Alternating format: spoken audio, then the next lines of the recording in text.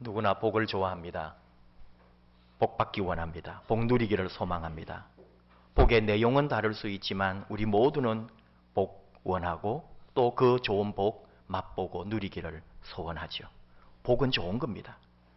예수님을 믿는다, 교회 다닌다, 신앙생활한다, 믿음생활한다 이 말 속에도 나는 복 받고 싶다 이런 마음이, 이런 기본이 깔려 있다고 해야 또 사실입니다. 그만큼 우리는 복을 기대합니다. 정말 복을 많이 받고 싶습니다. 근데 오늘 하나님께서 그 답을 주시거든요. 복 받고 사는 비결이 무엇인지 오늘 말씀하여 주십니다. 오늘 주신 말씀은 요셉이 애굽의 노예로 팔려갔을 때 그 시작부터 지금 말씀하고 있는 거죠. 형들의 시기와 질투, 형들의 그 미움 가운데서 어이없게 미디안 상인들에게 노예로 팔려갔습니다. 인신매매라고 하기에는 오늘날 표현인데 어쨌든 형제들이 이 동생을 팔아버렸습니다. 노예로 남의 나라에 17살짜리 동생을. 17살 정도면 그래도 세상 돌아가는 것도 알고요. 또 뭔가 자기 힘으로도 어디 가서라도 해낼 수도 있겠죠. 그러나 또 형들에게 좀 대항했으면 하는데 나이 차이가 많이 나는 형들 앞에서 꼼짝 못하고 그는 팔려가고 말았습니다. 하나 짚고 넘어가는 것은 창세기 37장 28절에 그때의 미디안 사람 상인들이 지나가고 있는지라 형들이 요셉을 구덩이에서 끌어올리고 은 20의 그를 이스마엘 사람들에게 팔매 그 상인들이 요셉을 데리고 애굽으로 갔더라. 이게 요셉을 팔 때의 이야기예요.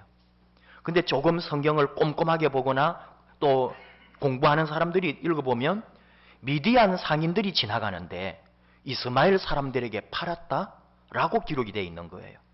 이 사람들은 같은 사람들인가? 이런 질문이 나올 수 있어요. 오늘 말씀에는 또 39장 1절에는 이스마엘 사람에게서 애굽 사람 보디발이 요셉을 샀다. 이렇게 또 말씀되어 있죠. 미디안 사람들은 누구며 이스마엘 사람들은 또 누군가 하는 거예요. 아브라함에게 세 번째 아내가 있었어요. 그두라라는 후처입니다. 그 그두라에게서 나온 네 번째 아들이 미디안이에요. 창세기 25장 1절 2절 아브라함이 후처를 맞이하였으니 그의 이름은 그두라라. 그가 시므랑과 욕상과 머당과 미디안과 이스박과 수아를 낳고. 그두라 여러분 기억하시죠? 제가 한 번씩 얘기를 했기 때문에 우리 신학교 공부할 때 신학교 입학시험 칠 때 단골 성경 문제가 아브라함의 후처의 이름을 쓰시오. 그건 보기도 없이 항상 주관식으로 나오는 문제였어요. 제가 신대원 시험 칠 때 그래도 성경을 한 3번 정도 읽고 문제를 풀어보고 이제 학교에 시험 치기 며칠 전에 왔는데 기출 문제를 처음으로 사본 거예요. 거기에 아브라함의 후처의 이름을 쓰시오가 나오는데 답을 못 썼습니다. 왜냐? 그냥 지나간 거예요.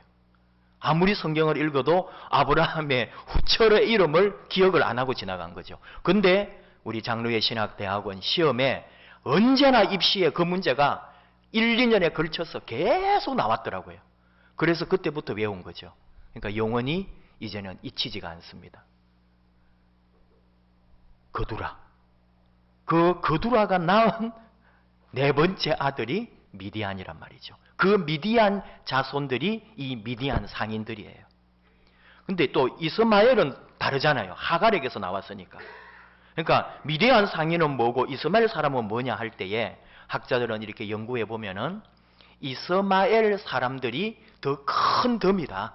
그 당시에 장사를 하고 그쪽 광야나 그쪽 지역을 다니면서 유목 생활했던 큰 무리들이 있는데 그 큰 덩치가 이스마엘이고 그 안에 세세하게 미디안 상인 또는 어떤 상인 이런 사람들이 있었다. 이렇게 보는 거죠. 그러니까 어쩌면 그 두 말은 단어는 다르지만 내용은 같다. 이렇게 볼 수가 있는 거죠.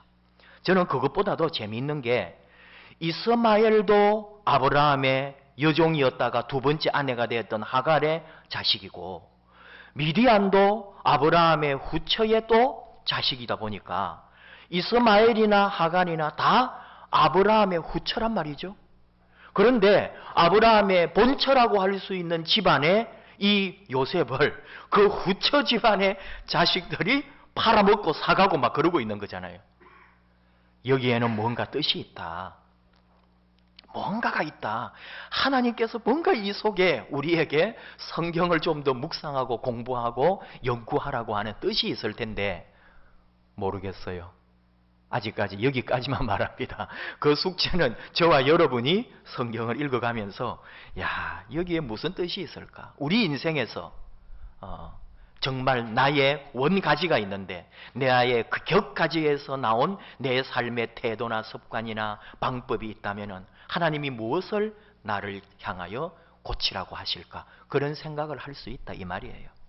어쨌거나 다시 본문으로 한번 돌아가 보면은 요셉이 당시 거대한 애굽 제국에 팔려가서 남의 집에 노예가 된 거예요. 형제들로부터 받은 상처가 있을 거예요. 17살 이 정말 막내 아들과 같은 밑에 동생이 하나 있지만 그 막내와 같은 이 동생이 형들에게 팔려갈 때에 얼마나 두렵고 이루 말로 할 수 없는 고통의 시간 아니에요? 그런데 하나님은 요셉이 어떤 두려움이 있었다, 상처가 있었다, 그가 아팠다, 힘들었다 그런 말씀하지 않으세요. 오늘 말씀 그대로 우리는 요셉이 얼마나 힘들었을까에 주목했는데 하나님은 말씀하시는 거죠. 오늘 말씀 2절에 여호와께서 요셉과 함께 하심으로 그가 형통한 자가 되어 그의 주인 애굽 사람의 집에 있으니 개인으로 보면 분명히 요셉은 불행한 삶인데요.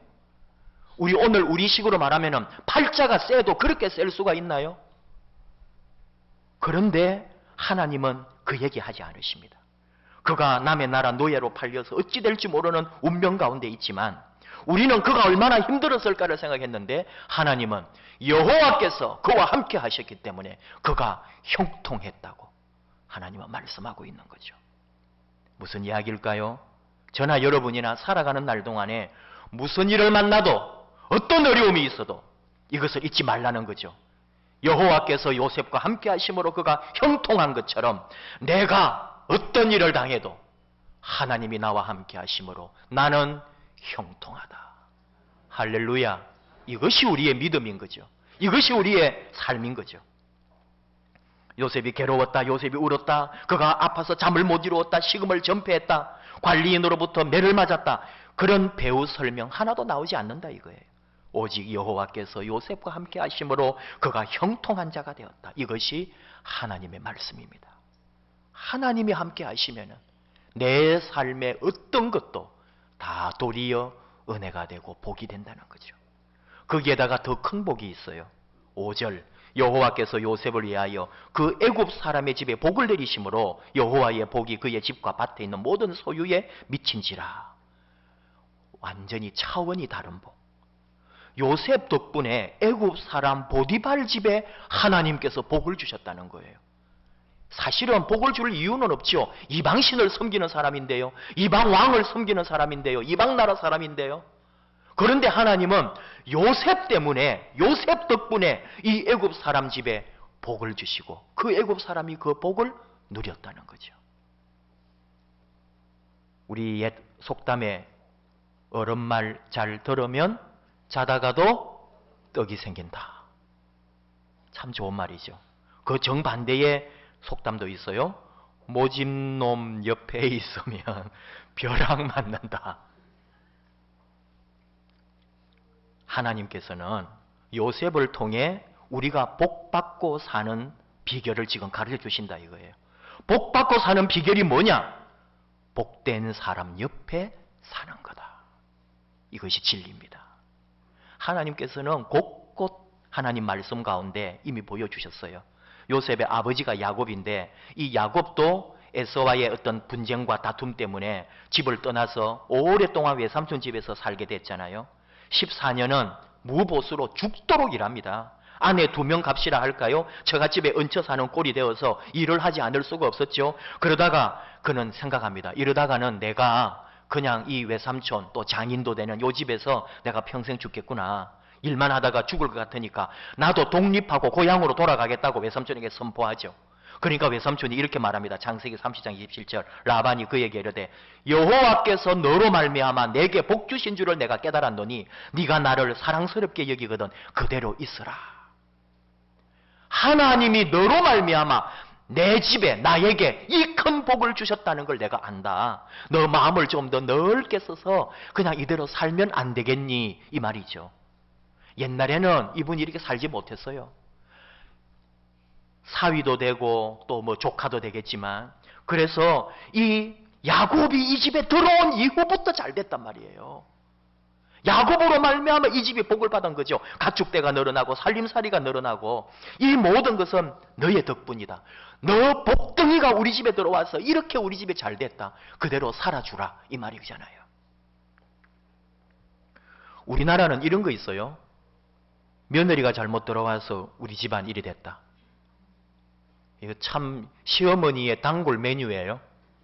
완전 책임 전가하는 말이죠. 제가 보면요, 그 집이 그나마 살아남은 거는 그 며느리 덕분이다. 이게 저의 결론이에요. 그 집안 자체가 의식 구조와 삶의 태도가 잘못돼 있었어요. 그 며느리가 그래도 그 집을 살려보려고 그렇게 열심히 애쓰고 노력해가지고 그 집 완전히 망하지 않도록 세워놓은 거라니까. 그걸 모르고 엉뚱한 소리 하는 거죠. 우리의 태도가 그래야 돼요. 누구 때문에 망했다, 누구 때문에 잘못됐다, 누구 때문에 벌받았다가 아니라 오늘 하나님의 관점을 보라는 거죠. 요셉이 아팠다, 요셉이 힘들었다, 요셉이 고통받았다, 요셉이 팔렸다 아니라 여호와께서 그와 함께 하심으로, 그 말밖에 하지 않아요. 오늘 우리의 말도 마찬가지죠. 너 때문에 복되다. 아니, 나로 말미암아 내 살아가는 삶과 내 주변이 복되다. 내 어떤 어려움이 있다 할지라도 하나님이 나와 함께 하심으로 나는 복의 사람이다. 너 때문에 잘 되었다. 너를 위하여 하나님이 복 주셨다. 너 때문에 우리 집안 잘 되게 했다. 아브라함도 그랬어요. 창세기 12장 2절 3절 내가 너로 큰 민족을 이루고 네게 복을 주어 네 이름을 창대하게 하려니 너는 복이 될지라. 너를 축복하는 자에게는 내가 복을 내리고 너를 저주하는 자에게는 내가 저주하리니 땅의 모든 족속이 너로 말미암아 복을 얻을 것이라 하신지라. 이 세상에서 복을 가장 많이 받은 사람, 세상이 감당할 수 없는 복을 누린 사람, 아브라함 아니에요. 땅의 모든 족속, 이 세상의 모든 민족이 아브라함 덕분에 복을 받는데요. 세상에 이런 복을 끼치는 사람이 어디 있습니까? 사도 바울이 이 말씀을 보고 너무 감동을 받아서 갈라디아 교회에 편지할 때 이렇게 말해요. 갈라디아서 3장 8절 또 하나님이 이방을 믿음으로 말미암아 의로 정하실 것을 성경이 미리 알고 먼저 아브라함에게 복음을 전하되 모든 이방인이 너로 말미암아 복을 받으리라 하였느니라. 아브라함으로 말미암아 모든 이방, 세상 모든 열방, 세상 모든 민족이 복을 받을 것이다. 하나님이 그렇게 말씀하셨다는 거죠. 우리 대한민국 잘 살게 됐습니다. 아직도 뭐 해결해야 할 경제적인 불평등과 오늘날 우리 청년 실업의 문제들 많은 고통이 있지만 표면적으로 50년대, 60년대와는 비교할 수 없는 풍요를 누리고 있어요. 누구 덕분이라고요? 새마을운동? 정치를 잘해서 그런가요? 대기업이 기업 경영을 잘해서 그런가요? 아니라고 하잖아요. 누구 덕분입니까? 아브라함 덕분이래요. 무슨 말이 그렇다는 거지 진짜 그럴까요? 아브라함 덕분일까요? 예, 그렇습니다. 이것이 하나님의 대답입니다. 아브라함 덕분이란 말은 뭐냐? 아브라함을 통하여 믿음의 후손들이 나왔어요. 그 믿음의 역사 가운데 예수님이 오셨어요. 그 예수님을 믿는 신앙의 자손들이 예수 그리스도를 믿고 구원받아 그 예수님의 말씀처럼 그분의 삶처럼 살아가려고 오늘도 믿음을 따라 살아간다 이거예요. 그 믿음의 역사 가운데 복을 누린다는 거죠. 이 땅이, 우리나라가 그 믿음의 역사 가운데 서 있단 말이죠. 지금 우리가 힘들다면, 지금 전 세계의 경제가 어렵다면 왜 그래요? 그 예수를 믿는 믿음에서 떠나고 있기 때문이죠. 그 예수를 믿는 아브라함의 믿음의 후손답게 살지 못하기 때문에 우리가 그 복을 내치고 있는 거죠. 믿음의 눈으로 다시 보아야 합니다. 여기서 우리가 또 하나 더 생각하는 것은 사람에게 주목하면 안 돼요. 우리가 말씀을 읽다가 오해합니다. 아브라함이 복이네? 야곱이 복이네, 요셉이 복이네. 맞아요, 그 말도. 그러나 오늘 주신 말씀에 하나님은 정확하게 말씀하십니다. 오늘 말씀 2절에 여호와께서 요셉과 함께 하셨다. 3절에 그의 주인이 여호와께서 그와 함께 하심을 보았고 또 여호와께서 그의 범사에 형통하게 하심을 보았다. 5절에 여호와께서 요셉을 위하여 그 애굽 사람의 집에 복을 내렸고요, 여호와의 복이 그의 집과 밭에 있는 모든 소유에 미쳤다. 모든 주체는 우리 하나님이십니다. 그 복을 누리는 사람이 있지만 그 복을 공급해 주는 분은 바로 여호와 우리 하나님이라는 걸 잊으면 안 돼요. 우리가 왜 실패하는지 알아요? 좀 잘 되면 왜 시험에 빠지는지 알아요? 잊어버립니다. 순간에 내가 나의 노력과 나의 이 열심과 나의 충성과 나의 이 헌신이 나를 이렇게 만드는 줄 착각한다니까요. 한순간에 잊어버리는 거예요. 착각하지 말아요. 하나님이 함께 하셨습니다. 여호와께서 나와 함께 하시고 여호와가 내 집과 여호와가 내 기업과 여호와가 내 인생과 함께 하셨기에 내가 지금 이걸 누리고 있는 거지. 절대로 착각하면 안 돼요. 하나님 그분의 뜻대로 이루신 거예요. 모든 것은 하나님의 은혜입니다. 신앙도 물질도 인간관계도. 하나님 선지자를 통하여 말합니다. 호세아 14장 1절 이스라엘아 네 하나님 여호와께로 돌아오라. 네가 불의함으로 말미암아 엎드려졌느니라. 뭐 어려운 일 있나요? 계속 뭔가 되지 않고 힘들고 엎드려지고 약해지고 병들고 그런 징조가 나타납니까? 돌아오라는 거예요. 얼른 하나님을 찾아야 한다는 거죠. 하나님이 주신 복을 하나님의 뿌리 그거를 너희가 잊으면 안 된다. 하나님께로부터 왔다는 사실을 상기하라고요. 사도 바울을 통해서도 또 하나 가르쳐 주시는데 사도 바울이 죄수의 신분으로 로마에 압송되어 갈 때 배가 침몰하지 않습니까? 그 와중에 사도행전 27장 22절 이하에 내가 너희를 권하노니 이제는 안심하라. 너희 중 아무도 생명에는 아무런 손상이 없겠고 오직 배뿐이리라. 내가 속한 바 곧 내가 섬기는 하나님의 사자가 어젯밤에 내 곁에 서서 말하되 바울아 두려워하지 말라. 네가 가이사 앞에 서야 하겠고 또 하나님께서 너와 함께 항해하는 자를 다 너에게 주셨다 하였으니 그러므로 여러분이여 안심하라. 나는 내게 말씀하신 그대로 되리라고 하나님을 믿노라. 그런 말을 해요. 어떤 상황인지는 아시죠? 모든 것이 다 짐이고 모든 것 다 버리고 이제 배가 파선하면 다 죽을 텐데 유라굴로라고 하는 광풍을 만나가지고 우리로 말하면 어마어마한 태풍, 사하라 태풍 같은 태풍을 만나가지고 바다에서 표류하다가 276명이 다 죽게 된 거죠. 그때 바울이 그 전날 밤에 받은 계시를 말해주는 거예요. 여기 있는 사람 276명 한 명도 죽지 않습니다.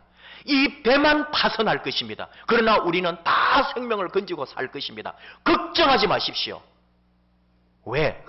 내가 로마에 가야 합니다. 하나님이 나를 로마에 보내시고 나를 가이사 황제 앞에 서게 할 것이기 때문에 오늘 여기 있는 사람들은 내가 사는 한 다 살아날 것입니다.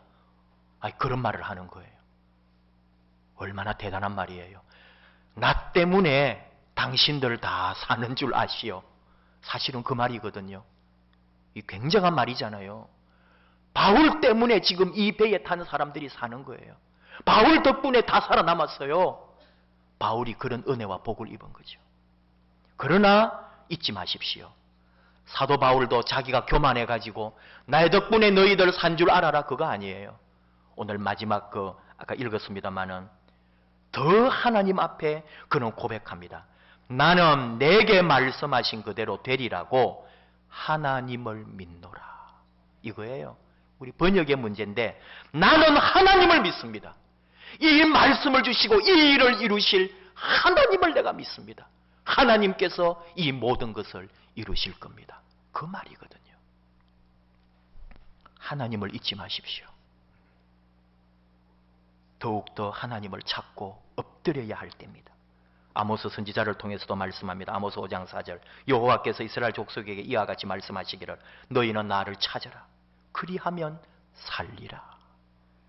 하나님을 찾으라고요. 어려울 때일수록 힘들 때 하나님을 더욱 찾고 그분 앞에 엎드려서 그분의 도움을 구해야죠. 그러면 산다. 어느 분이 해석을 참 잘했어요. 나는 좀 힘듭니다. 나는 좀 고생을 합니다. 그런데 나 때문에 다른 사람이 복을 받는 거예요. 나 때문에 덕을 보는 사람이 많아요. 내 당대에는 고생을 해요. 근데 그 다음부터 복을 누립니다. 이것이 예수 믿는 사람의 참된 의미라는 거죠. 오늘 요셉이나 야곱이나 이런 사람들이 다 그 은혜와 복을 누리는데 자기들은 사실 고생을 많이 해요. 자기들은 고통도 받아요. 어려움도 있어요. 그런데 하나님이 그 속에 역사하심으로 도리어 그 모든 화를 복으로 바꾸고 자기뿐만 아니라 주변 사람들까지도 다 복을 누리게 해주신다는 거죠. 이게 우리 그리스도인의 모습이라는 거죠. 왜? 예수님이 그러셨거든요. 예수님이 안락하고 모든 거 편안하고 다 갖추어지고 잘 살고 그러지 않았어요. 그분은 언제나 약했고 힘들었고 비난받고 고통받고 많은 사람들로부터 시달렸고 그리고는 십자가에 죽는 죽음의 고통까지 맛본 사람 아니에요. 그런데 그 예수님 덕분에 우리가 사는 거잖아요. 예수님 덕분에 우리는 행복을 누리잖아요. 예수님 덕분에 이렇게 복되게 살잖아요. 하늘의 의미를, 이 땅의 놀라운 역사들을 영의 눈으로 볼 수 있잖아요. 하나님의 말씀을 듣고 살잖아요. 예수 믿고 구원받은 사람이 됐잖아요. 예수님처럼 너희도 그렇게 살아라.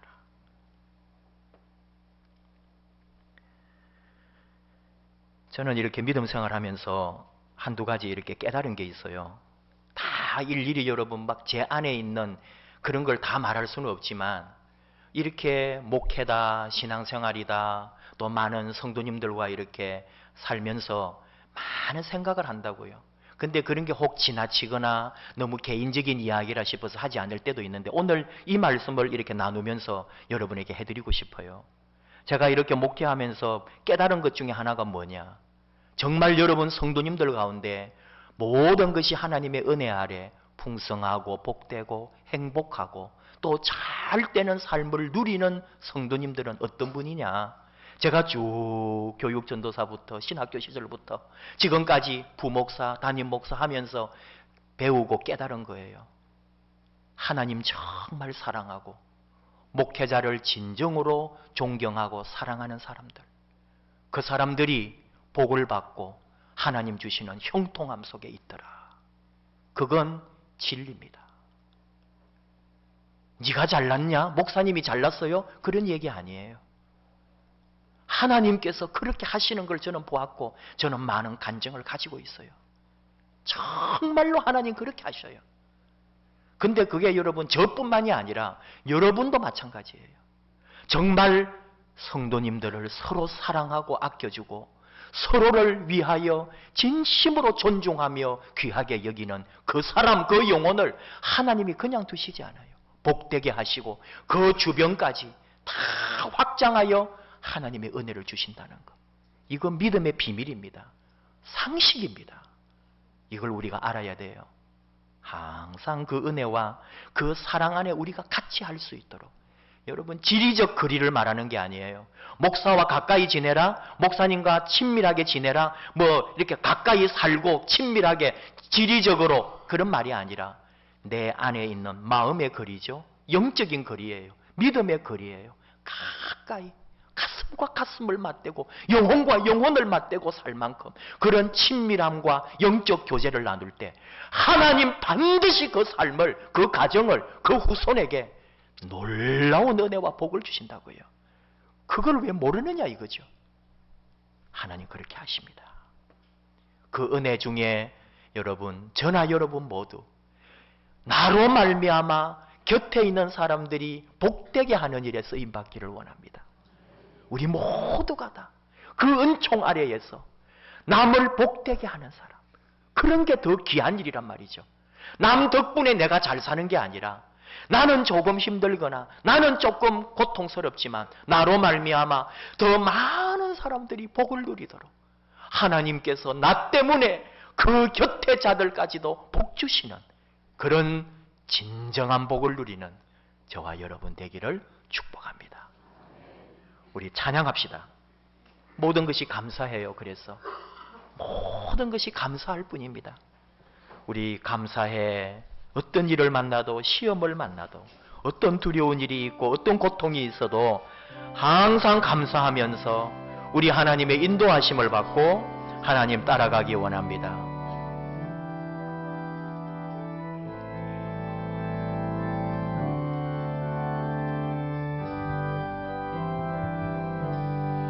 감사해.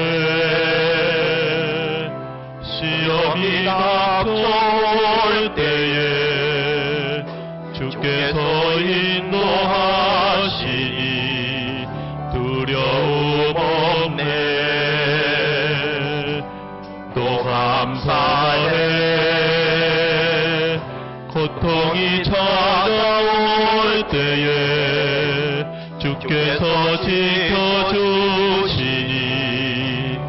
승리하리라. 나의 모든 생활 속에서 주님이 함께 하시니 주님의 성령 나를 인도하시리. 시험이 나를 찾아올 때 주님 지켜주시리. 주님의 성령 나를 인도하시리. 감사드리리. 감사드리세. 시험이 닥쳐올 때에 주께서 인도하시니 두려움 없네. 또 감사해.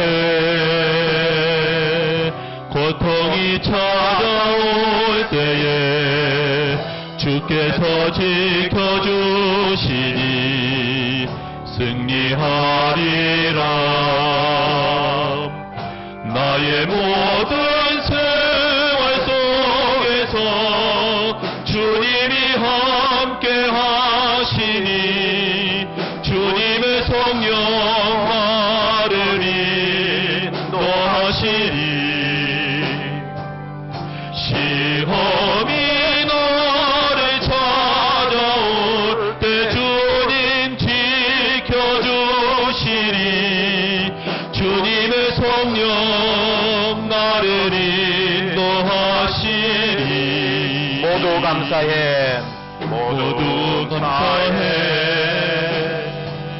실망 속에서 새 힘을 새로운 용기 주시는 주님께 감사. 또 감사드리세. 우리 주님의 은혜로 받은 구원에 감사해. 주님의 찬양해.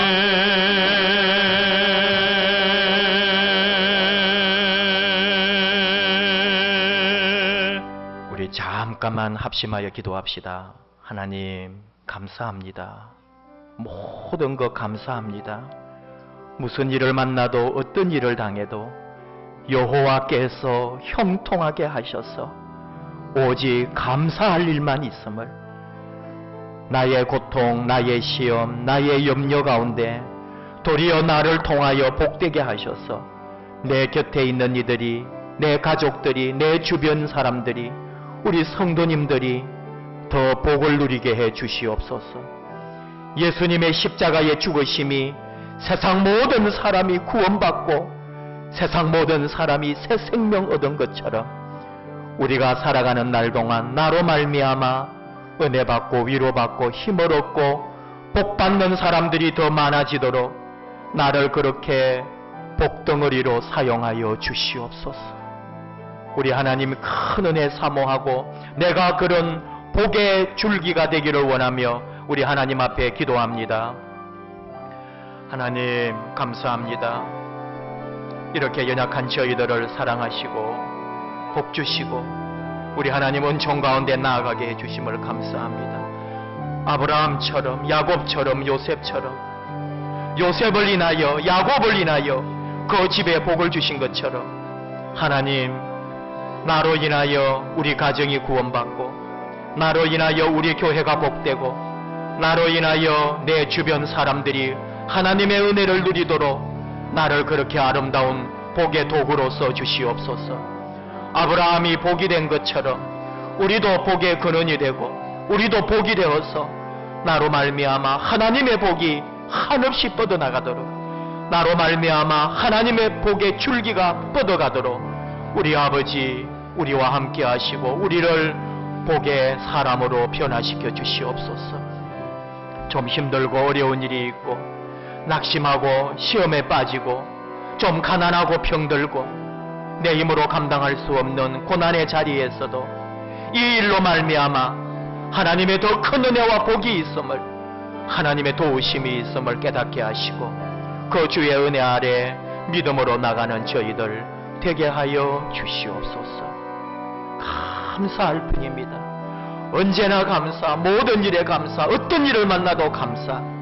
오직 감사할 때 하나님 우리에게 하나님의 복을 주시고 우리로 말미암아 감사의 일들이 더 많아지도록 도와 주시옵소서. 하나님 감사합니다. 우리 성령님 감사합니다. 우리 주 예수님 감사합니다. 우리와 함께하여 주시옵소서. 고마우신 하나님, 우리를 복 주시고 우리로 복이 되게 하신 하나님 감사합니다. 항상 감사합니다. 어떤 일을, 무슨 일을 만나도 어떤 상황 가운데서도 오직 우리 하나님께 감사하는 저희들 되게 해주시옵소서. 우리로 말미암아 복받는 사람 많아지기 원합니다. 나로 말미암아 내 곁에 있는 이들이 복을 누리기를 원합니다. 나를 통하여 복의 역사가 뻗어가기를 원합니다. 하나님 우리를 그렇게 아름답게 복의 도구로 써주시옵소서. 하나님의 복을 누리고 그 하나님의 복을 나누고 하나님의 복의 사람으로 살도록 우리를 복덩어리가 되게 하여 주시옵소서. 우리 교회가 복이 되어 우리 교회를 통하여 이 주변이 그 복의 은혜를 누리게 해주시고 우리 사업장이 복이 되어 이 사업으로 말미암아 내 주변에 있는 모든 업체들이 또 복을 받게 하시고 우리 가정을 통하여 이웃 가정들이 복을 받게 하시고 내 생활을 통하여 내 주변이 복받게 해 주시옵소서. 하나님 우리에게 그 귀하고 은혜의 복을 항상 베풀어 주시옵소서. 예수님의 이름으로 기도하옵나이다. 아멘. 예물 드리시옵소서.